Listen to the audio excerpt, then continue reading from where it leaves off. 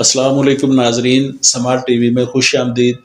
شروع اللہ کے نام سے جس نے آدم کو اپنا علم عطا کیا۔ ناظرین، آج کی ویڈیو میں ہم آپ کو سورہ واقعہ کے فضائل بتا رہے ہیں۔ نئے شامل ہونے والے احباب سے گزارش ہے کہ سماعت ٹی وی چینل کو سبسکرائب کر کے بیل آئیکن کے نشان پہ کلک کریں تاکہ ہماری ویڈیوز کا نوٹیفیکیشن آپ تک پہنچتا رہے۔ سورہ واقعہ کے بارے حدیث شریف میں ہے، جو کوئی اس سورت کو نماز مغرب کے بعد ہر رات پڑھے اس کو کبھی فاقہ نہ ہوگا۔ ابن مسعود رضی اللہ تعالی عنہ اپنے بیٹوں کو حکم دیا کرتے تھے کہ اس سورت کو ہر شب پڑھا کرو، اس کے پڑھنے والوں سے فاقہ اور محتاجی دور رہتی ہے۔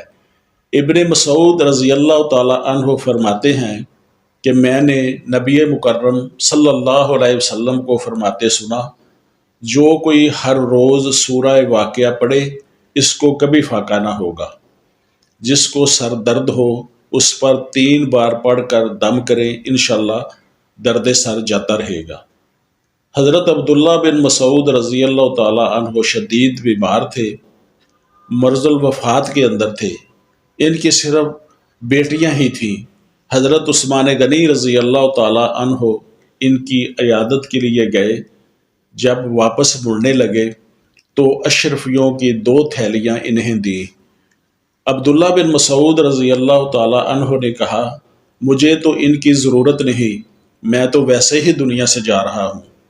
حضرت عثمان غنی رضی اللہ تعالی عنہ نے کہا، یہ آپ کی بیٹیوں کے لیے ہیں۔ عبداللہ بن مسعود رضی اللہ تعالی عنہ کہنے لگے، میری بیٹیوں کو بھی ان کی ضرورت نہیں، اس لیے کہ میرے حضور صلی اللہ علیہ وسلم نے فرمایا تھا، جس کے پاس سورہ واقعہ ہو اس کو غربت تنگ نہیں کر سکتی۔ میری بیٹیاں رات کو سونے سے قبل 1 مرتبہ سورہ واقعہ ضرور پڑھتی ہیں، اس لیے آپ میری بیٹیوں کے بارے فکر مند نہ ہوں، انشاءاللہ انہیں غربت تنگ نہیں کرے گی۔ یہ اشرفیاں کسی ایسے ضرورت مند کو دیں جس کے پاس سورہ واقعہ نہیں ہے۔ سورہ واقعہ مکہ منورہ کے اندر نازل ہوئی۔ یہ قرآن پاک کے 3 پارہ میں ہے۔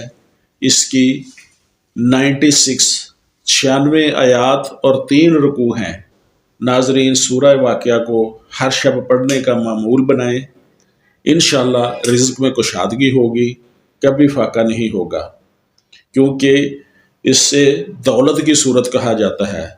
حضرت محمد مصطفیٰ صلی اللہ علیہ وسلم نے اسے بدحالی کے خلاف دولت کا بہت بڑا ذریعہ قرار دیا ہے۔ میں محمد امین، ایڈوکیٹ، سماعت ٹی وی۔